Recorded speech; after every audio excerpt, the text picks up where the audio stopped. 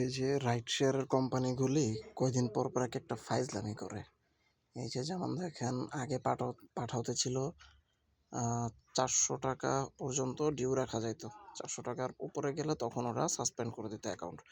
এখন যেটা করছে 300 টাকার উপরে গেলেই অ্যাকাউন্ট সাসপেন্ড করে দিচ্ছে। এই যে আমার 357 টাকা ছিল, এই অ্যাকাউন্ট সাসপেন্ড করে রাখছে। আচ্ছা, এটা গেল একটা ভাড়ার বিষয়, ওদের ব্যাপারে নাই বলি। আরেকটা ঘটনা যেটা করছে সেটা হচ্ছে এই যে উবার। এই ভদ্রলোকের আমি বেশ কিছুদিন যাবৎ ইউজ করতেছি না, তো আমাকে ফোনের পরে ফোন দিয়ে যাচ্ছে। আজকে ওদের ফোনটা আমি রিসিভ করছি।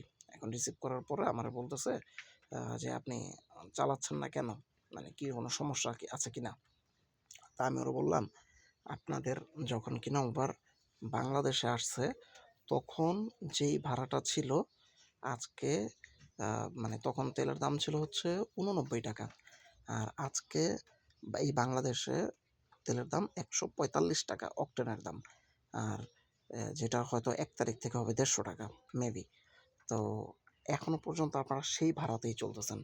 হ্যাঁ, সামটাইমস আমি দেখি যে 6 কিলোমিটার 7 কিলোমিটার ভাড়া আসে 100 টাকা, 90 টাকা, 105 টাকা।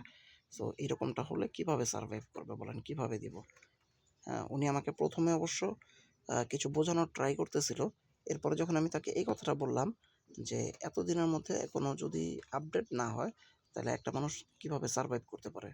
এরপর ভদ্রমহিলা আর কোনো কথা বলল না, জাস্ট বলল যে ঠিক আছে ভাইয়া, আমি এটা নোট করে রাখতেছি, পরবর্তীতে কোনো আপডেট হলে আপনাকে জানানো হবে। আমি তাকে একটা কথাই বললাম যে এই কথাটাই আমি উবারের জন্মলগ্ন থেকে শুনতেছি। এরপরে মেয়েটা আমাকে জাস্ট ধন্যবাদ দিয়ে ফোনটা কেটে দিল।